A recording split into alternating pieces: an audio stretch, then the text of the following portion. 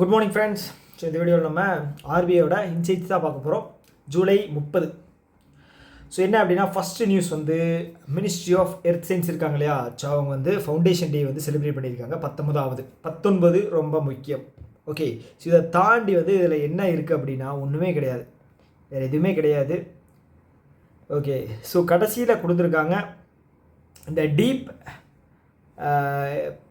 Water exploration இருக்கு இல்லையா, சமுத்திரியான் project. அது மட்டும் பார்த்துக்க. இதை நான் வந்து 1000 டைம் சொல்லிட்டேன். என்னோட இதில் டோட்டல் பட்ஜெட் எவ்வளோ, இந்த வருஷத்துக்கான பட்ஜெட் எவ்வளோ சொல்லியிருக்கேன். மஸ்தயா அப்படிங்கிறது அதனுடைய ப்ராஜெக்ட் நேமு, எவ்வளோ கிலோமீட்டர் ஆழத்துக்கு போவாங்க எல்லாமே பார்த்துங்க. ஓகே, ஒரு டைம்.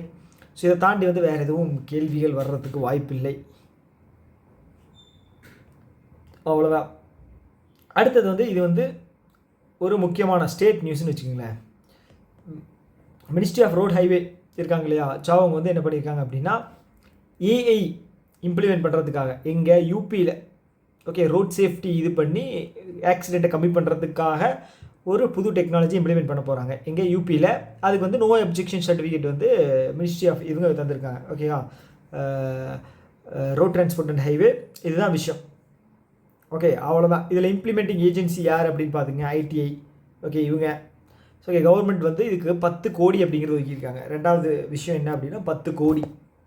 அவ்வளோதான், பெரிய நியூஸ் எதுவும் கிடையாது. ஸோ இப்போ ரீசெண்டாக வந்து ஏஐ ஹைவே அப்படிங்கிறது ஒன்று பார்த்துருந்தோம் டெல்லியில், துவாரகா ஹைவேன்னு நினைக்கிறேன். ஸோ இது வந்து பார்த்தீங்க அப்படின்னா ஏஐ யூஸ் பண்ணி ஆக்சிடென்ட்ஸை கம்மி பண்ணுறது யூபியில். ஓகே, அடுத்தது ஏத்தர் இருக்காங்களே, இவங்க வந்து இவி மேனுஃபேக்சர் பண்ணுற ஒரு கம்பெனி ஏத்தர் எனர்ஜி. ஸோ அவங்களும் நம்மளுடைய காமர்ஸ் இண்டஸ்ட்ரிக்கு கீழே வரக்கூடிய டிபிஐடி 2 பேர் சேர்ந்து இவி மேனுஃபேக்சரிங்கை வந்து அதிகம் பண்ண போகிறாங்க. அவ்வளோதாங்க. ஓகேவா, இவி மேனுஃபேக்சரிங்கை வந்து அதிகம் பண்ண போகிறாங்க. ஸோ இது வந்து ஒரு நியூஸ் தான். இதில் கண்டென்ட்டாக வந்து டிபிஐடி யார் கூட சைன் பண்ணாங்க அவ்வளோதான் கேட்பாங்க. ஓகே, இல்லைன்னா வந்து நம்ம இவியில் வந்து 2030 எவ்வளோ பெனிட்ரேஷன் இருக்கணும், இவி வெஹிக்கிள் வந்து எவ்வளோ பெனிட்ரேஷன் இருக்கணும் அப்படின்னு கேட்பாங்க. தாண்டி வேறு எதுவும் வராது. அதுக்கப்புறம் மினிஸ்ட்ரி ஆஃப் டிஃபென்ஸ் இருக்காங்க இல்லையா, ஸோ அவங்க வந்து நம்ம சிட்கோ இருக்கு இல்லையா, டிட்கோ இது எல்லாமே வந்து பார்த்தீங்க அப்படின்னா ஒரு ஹப்பு மாதிரி, இண்டஸ்ட்ரி இருக்கிற ஒரு ஹப்பு மாதிரி கவர்மெண்ட்டோடது. ஸோ அவங்க கூட சேர்ந்து முன்னாடி 2020 ஒரு ப்ராஜெக்ட் லான்ச் பண்ணாங்க, ஞாபகம் இருக்கா? நல்லா யோசிச்சு பாருங்க, ஒரு செகண்ட் உங்களுக்கு டைம் தர்றேன்.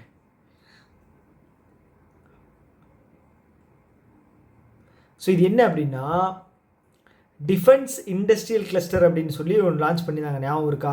7 லான்ச் பண்ணாங்க. ஓகே, ஸோ அந்த 7 டிஃபென்ஸ் டெஸ்டிங் இன்ஃப்ராஸ்ட்ரக்சர் ஸ்கீம், இது வந்து பார்த்தீங்க அப்படின்னா ஒரு டெஸ்டிங் ஃபெசிலிட்டி 7. ஓகே, தமிழ்நாட்டுக்கு 4, நார்த்தில் யூபிக்கு 3, டோட்டலாக 400 கோடி ப்ராஜெக்ட்.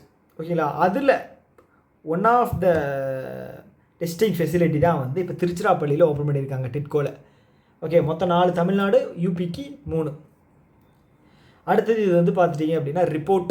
இதில் வந்து கண்டினியூஸாக ரிப்போர்ட்டாக விட்டுக்கிட்டு இருக்காங்க, நீங்கள் படிக்கிறீங்கன்னா படிச்சுங்க. அடுத்தது எல்ஐசி வந்து கடன் வாங்கியிருக்கு 1 பில்லியன். ஓகேங்களா, ஸோ இதில் என்ன முக்கியமான விஷயம் அப்படின்னா ஃபார்வேர்ட் ரேட் அக்ரிமெண்ட்டில் தான் வந்து 1 பில்லியன் வாங்கியிருக்கு. யாருக்கிட்ட அப்படின்னா ஜேபி மார்கன் இருக்காங்க இல்லையா, ஸோ அவங்கக்கிட்டையும் பேங்க் ஆஃப் அமெரிக்கா கார்பரேஷன் அவங்கக்கிட்டையும் வந்து கடன் வாங்கியிருக்கு. இந்த ஃபார்வேர்ட் ரேட் அக்ரிமெண்ட் அப்படிங்கிறது வந்து ஃப்யூச்சரில் ஒரு ரேட்டை ஃபிக்ஸ் பண்ணி அது வந்து என்னவா இருந்தாலும் சரி நான் இதுக்கு தான் தருவேன் அப்படிங்கிற மாதிரி, அது நல்லதோ கெட்டதோ. ஸோ அதுதான் வந்து ஃபார்வேர்ட் ரேட் அக்ரிமெண்ட். அவ்வளோதான். அடுத்த வேர்ல்டு லைன் இருக்காங்க இல்லையா, இவங்க வந்து பேமெண்ட் சர்வீஸ் கொடுக்குற ஒரு கம்பெனி. இது வந்து ஃப்ரான்ஸில் இருக்குன்னு நினைக்கிறேன். ஸோ அவங்களும் காஸ்மோஸ் கோஆப்ரேட்டிவ் பேங்க். ஓகே, இப்போ காஸ்மோஸ் வந்து ரீசெண்டாக ஒரு நியூஸ் வந்து படிச்சிருப்பீங்க, காஸ்மோஸ் கோஆப்ரேட்டிவ் பேங்க் கூட ஒரு கோஆப்ரேட்டிவ் பேங்க் வந்து ஜாயின் பண்ணாங்க. ஓகே, நேஷ்னல் கோஆப்ரேட்டிவ் பேங்க் ஞாபகம் இருக்கா? ஸோ அந்த காஸ்மோஸ் கோஆப்ரேட்டிவ் பேங்க் தான். ஸோ அவங்க 2 பேரும் சேர்ந்து சர்வீஸ் அப்படிங்கிறது தர போகிறாங்க காஸ்மோஸ் கோஆப்ரேட்டிவ் பேங்க்குக்கு வேர்ல்டு லைன் பேமெண்ட் சர்வீஸ். அவ்வளோதாங்க விஷயம். அடுத்து இது வந்து ரொம்ப ஒரு முக்கியமான நியூஸ் என்ன அப்படின்னா டிஜிட்டல் பேமெண்ட் இண்டெக்ஸ் வந்து ரிலீஸ் பண்ணியிருக்காங்க. 493 அப்படிங்கிறது முக்கியம், 10.7 அப்படிங்கிறது முக்கியம். ஓகே, அவ்வளோதான். இதுக்கு வந்து பேஸ் இயர் இருக்குது. ஓகே, டிஜிட்டல் பேமெண்ட் இண்டெக்ஸுக்கு பேஸ் இயர் இருக்குது, ஃபினான்ஷியல் இன்க்ளூஷன் இண்டெக்ஸுக்கு பேஸ் இயர் இல்லை.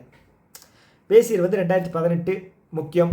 இது ஃபஸ்ட்டு எப்போ லான்ச் பண்ணாங்க அப்படின்னா 2021. ஃபினான்ஷியல் இன்க்ளூஷன் இண்டெக்ஸும் 2021 தான் லான்ச் பண்ணாங்க. ஓகே, ஸோ அவ்வளோதான். இதை தாண்டி வந்து வேறு எதுவும் பெருசாக இல்லை. ஒரு 5 பேராமீட்டர் இருக்கு இல்லையா, இந்த 5 பேராமீட்டர் வந்து ஆட் ஒன் அவுட் கேட்குறதுக்கு வாய்ப்பு இருக்குது, அது மட்டும் பார்த்துங்க. 5 பேராமீட்டர் என்னென்ன அப்படின்னு.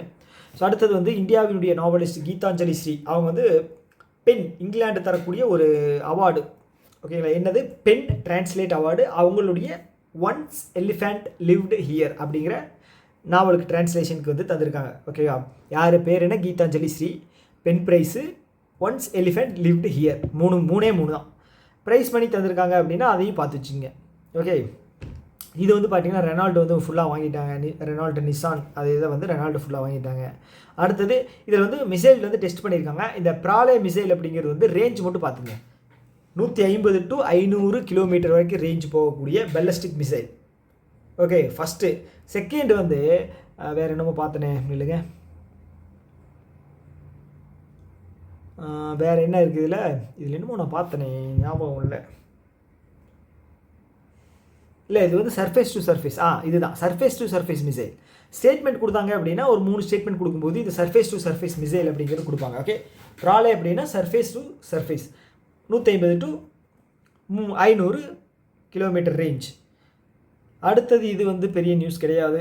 அடுத்தது இவங்க திவ்யா தேஷ்முக் இருக்காங்க இல்லையா, இவங்க தான் வந்து இந்தியாவிலேருந்து ஜெயிக்கக்கூடிய ஃபஸ்ட்டு உமன் வேர்ல்டு சாம்பியன் பட்டத்தை வந்து வாங்கியிருக்காங்க. யார் இவங்க அப்படின்னா திவ்யா தேஷ்முக். இதன் மூலமாக வந்து இவங்க 88வது இந்தியாவோட 88வது கிராண்ட் மாஸ்டராக வந்து அங்கீகாரம் வந்து இவங்களுக்கு கிடச்சிருக்கு. ஸோ இதோட டோட்டல் ப்ரைஸ் மணி வந்து வின்னருக்கு வந்து $50,000. செகண்ட் ப்ரைஸ் வந்து பார்த்தீங்க அப்படின்னா 35,000 கொனேரு ஹம்பி. இவங்க தான் வந்து இந்தியாவுடைய ஃபஸ்ட்டு கிராண்ட் மாஸ்டர். ஸோ இவங்களும் இந்தியா தான். ஓகே, ஸோ அதே மாதிரி வந்து இப்போ இந்த ஃபிடே ரேட்டிங்கில் வந்து 2500 பாயிண்ட் இருந்தால் மட்டும்தான் வந்து கிராண்ட் மாஸ்டர் அப்படிங்கிறது வந்து தருவாங்க. ஓகே, ஸோ இது மட்டும் பார்த்து வச்சுங்க. இந்த 4வது இந்தியாவோட உமன் வந்து ஃபைனலுக்கு போனது, அதை தாண்டி 88வது கிராண்ட் மாஸ்டர். ஓகே, அடுத்தது 29ஆம் தேதி டைகர் டே வந்து செலிப்ரேட் பண்ணுறோம். அவ்வளோதான். ஓகே, இந்த நியூஸில் வந்து இந்த டேட்டில் வந்து இருக்கிற முக்கியமான நியூஸஸ் வந்து நியூஸஸ் கிடையாது, நியூஸ் வந்து இதுதான். ஒன்ஸ் வந்து கம்ப்ளீட்டாக பார்த்து எடுத்து எழுதி வச்சுக்கோங்க. ஓகேவா? Okay, tata, bye bye.